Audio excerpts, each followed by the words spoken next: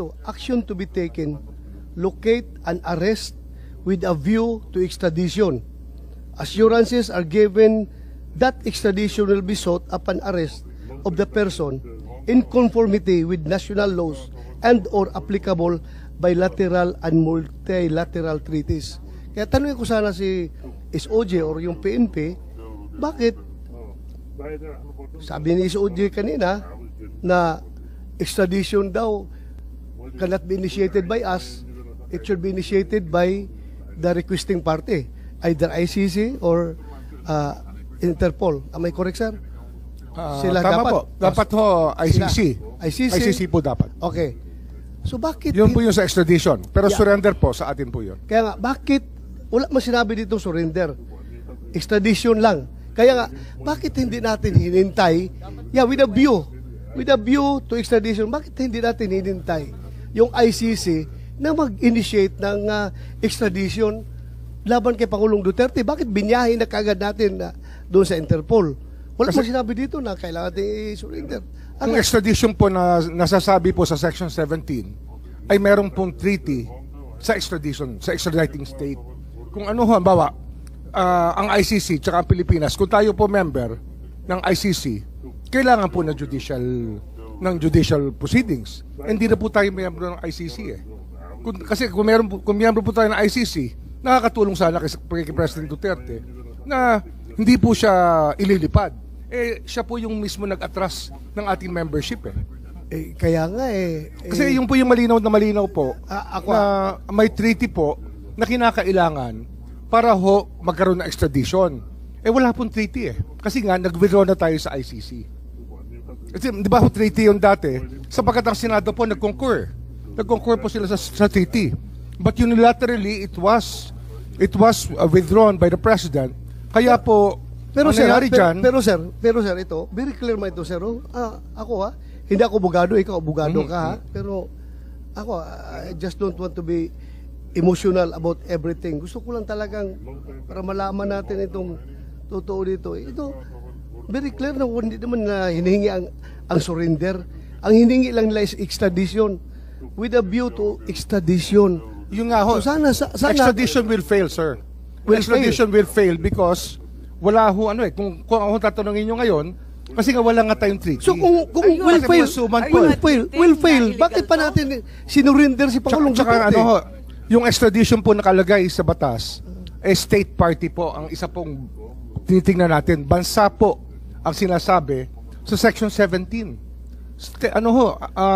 Kung yung mga koma nga, sir, nanggagaling ito sa ICC, itong papel ito. Pero yung sa Section 17 nga, yung ating batas nga, sinasabi nga, dahil sa mga koma na yan, ay ang mahalaga, state party po ang mag-a-apply ng extradition.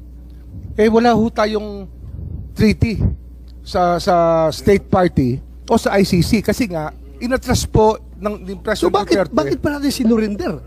Bakit pa natin kasi yung po yung sinasabi ng batas may surrender. May po sinasabi. Opo. That's what the law says. The law may be harsh, but it is the law. Ay, nako. Very clear man ito, sir. Extradition lang ang naman, bakit tayo pinilit na surrender? Hindi man lang naghintay for a request. Ng ICC. Kung di ho tayo umatras sa ICC, kung di ho inatras ni President Duterte yung ating membership sa ICC, talagang extradition po lalabas so kung dyan. umatras na tayo sa ICC, bakit pa kailangan nawala ho yung treaty natin? Kailangan pa natin i-surrender. Nawala ho yung agreement natin, sir. Sir, kaya nga sir, bakit pa natin sinurrender? Kasi wala naman tayo. To start with, wala tayong room statute na yung po yung option dahil wala na tayong hindi na tayo membro. Bakit pa natin sinurrender? Mr. Senator, purpose? Mr. Senator, yung po yung option na binibigay ng batas sa authorities sa amin po, sa amin pong departamento at sa ating pong executive department. Malinaw po yun. Ang surrender po ay isang option na pwedeng gawin. Pero hindi yun ang hiningi ng Interpol. Maliwanag yun, hindi po ba? Hindi kasi dahil nandyan sa binabasa natin, doon sa diffusion order with a view to extradition, di ba? At yun lang. Hindi pa nga dumating yung request, wala pa rin yung assurance that extradition will be sought. Hindi nga ho maaaring was indicated was with a view to extradition. Hindi So, yung under ang extradition sapagkat hindi nga tayo, Dinagdagan na ninyo wala na lahat tayong ng treaty mga- with ICC eh. Nawala na nga yung ating membership. Kaya wala na hong extradition na route. Ang nangyari po, surrender route na lang po ang naiwan. Madam Chair. Kung di ho nag-withdraw si President Duterte, wala ho tayong naging problema. O kung wala na tayong treaty, locate and arrest with a view to extradition. Hindi mo magawa ang extradition dahil wala na tayong treaty, di ba? So hanggang arrest lang tayo. Bakit mo biniyahe? Pwede mo namang isurrender dito sa local courts natin. Ipakulong mo dito sa Pasay. So, ang maliwanag, Bakit mo pa sinurrender? Yun po yung yun ang best judgment namin. Yun po ang tingin namin ina-admit na mabuti po ay. sa ating bansa. Mabuti. Yun po yung aming paningin ang pinakamabuting gawin under the circumstances for our country. Yun po ang aming tingin, ang tama naming ginawa. para nakakabigla naman dahil sinasabi ninyo, wala na nga tayong ICC, di wala tayong obligasyon. Hindi, pero yung Dinagdagan na lang ninyo. ma'am, yung extradition kasi, pumapasok yan dahil membro tayo ng ICC. Dahil nawala tayo sa ICC, wala na tayong option sa extradition.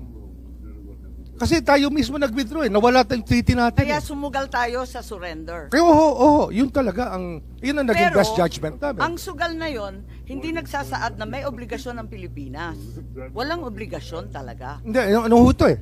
Ang obligasyon ito to the rest of humanity eh. Wala na nga ang Yun nga ho yun extradition.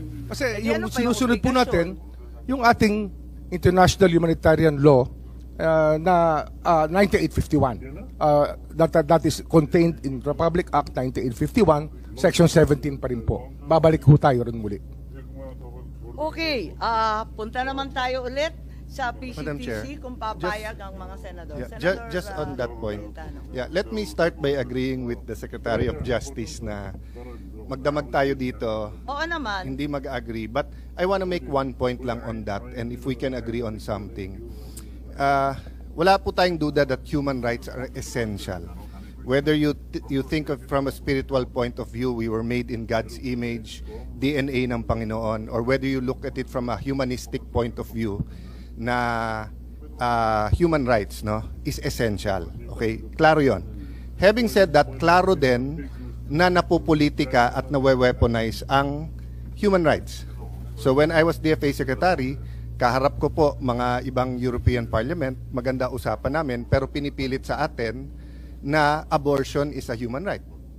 Iba po yun sa ating konstitusyon, na from conception, we believe it's a human right, yung life ng bata. So my point, Secretary, ang urgency kasi dito, nagsasalita kasi yung ICC na may mga isusunod sila.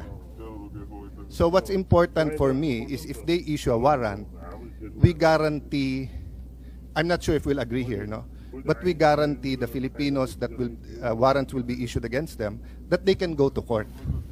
Na hindi pagdating ng warrant, dadating and surrender them there. Kasi nga, if they're there na, moot and academic na, not in the sense that they can still get accountability, as the good justice said, kung may abuse of process, may mananagot dito. Pero na-deny na yung liberty nila doon. Di ba may kasabihan tayo sa law school na, di bale ng, actually, I forgot who quoted it from who, but di bale ng 100 na guilty makalaya, wag lang yung isang inosente ay maparusahan. So, have we thought about that? So, if the ICC issues, will we wait for the Supreme Court to rule, or will we allow them to be sent, to put on a plane and sent them to Hague already? That was the option that we had to consider in the executive department. And we believe that we acted in our best judgment I in meant- surrendering him to the ICC. Yeah, I meant, Secretary, after